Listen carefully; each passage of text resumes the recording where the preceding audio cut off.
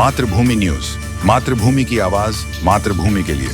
ઇતિહાસમાં પ્રથમ વખત શ્રી સોરઠિયા પ્રજાપતિ ધર્મશાળા સોમનાથ દ્વારા સ્ત્રી સશક્તિકરણ કાર્યક્રમનું આયોજન વેરાવળ મીરા મેરેજ હોલ ખાતે કરાયું। દીપ પ્રાગટ્ય રાષ્ટ્રગાન શ્રી બાઈ માતાજીની આરતી સાથે સમગ્ર કાર્યક્રમની શુભ શરૂઆત થઈ। શ્રી સોરઠિયા પ્રજાપતિ ધર્મશાળા સોમનાથ તેમજ શ્રી સોરઠિયા પ્રજાપતિ યુવા સમિતિ વેરાવળ દ્વારા ઇતિહાસમાં પ્રથમ વખત સ્ત્રી સશક્તિકરણ કાર્યક્રમનું આયોજન કરવામાં આવ્યું, જેમાં મુખ્ય વક્તા તરીકે ભગવતીબેન વિશાવાડિયા, શ્રદ્ધાબેન વડુકુળ, પ્રજાપતિ ધર્મશાળા સોમનાથના પ્રમુખ જિગ્નેશ ટાકની અધ્યક્ષતામાં સમગ્ર આયોજન કરાયું, જેમાં મહિલાઓને લગતા વિચારો સમાજ સમક્ષ રજૂ કર્યા હતા।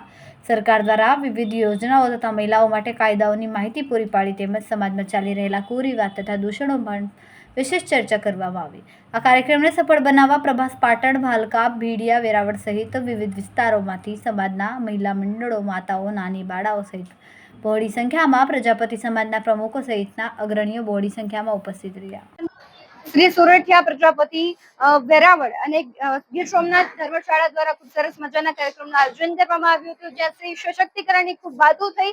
આમ તો આપણે દેશની મહિલાઓને જોઈએ છે કે ઘરથી લઈને જે દેશ ચલાવે છે એમાં ખૂબ મહિલાઓનો ફાળો છે, ત્યારે આજે અમારા સમાજ દ્વારા એટલે કે પ્રજાપતિ સમાજ દ્વારા વેરાવળમાં ખૂબ સરસ મજાનું કાર્યક્રમનું આયોજન કરવામાં આવ્યું હતું અને ત્યાં હું પ્રવક્તા તરીકે આવી હતી। મને ખૂબ આનંદ થયો કે દરેક સમાજમાં આવા કાર્યક્રમો થવા જોઈએ। જે દૂષણો છે તે સમાજને બરબાદ કરવાના છે, એવા દૂષણોને છે ધીમે ધીમે સમાજમાંથી કઈ રીતના સમાજને ઉગારી શકાય તેવી વાતો થઈ છે। દરેક સમાજે પણ આવા નાના નાના દૂષણો પર ધ્યાન રાખવું જોઈએ અને જે ખૂબ મોટી સંખ્યામાં સમાજના લોકો જોડાયા હતા અને સાથે ભોજનનું પણ આયોજન કરવામાં આવ્યું હતું। ત્યારે એક સંદેશો દરેક વ્યક્તિને આપવો છે કે સમાજની એકતા હોય, અખંડિતતા હોય કે કોઈ કાર્યક્રમ હોય, દરેક સમાજ વાડીઓને લઈને કાર્યક્રમ કરે છે, શૈક્ષણિક કાર્યક્રમ કરે છે, પરંતુ દરેક સમાજમાં સ્ત્રી સશક્તિકરણને લઈને પણ એક કાર્યક્રમ થવો જોઈએ। ખૂબ જ ટૂંકા સમયમાં માતૃભૂમિ ન્યૂઝ ઓટીટી પ્લેટફોર્મ અને મેગા સિટીમાં કેબલ નેટવર્ક સાથે જોડાઈ જશે, તો જોતા રહો માતૃભૂમિ ન્યૂઝ।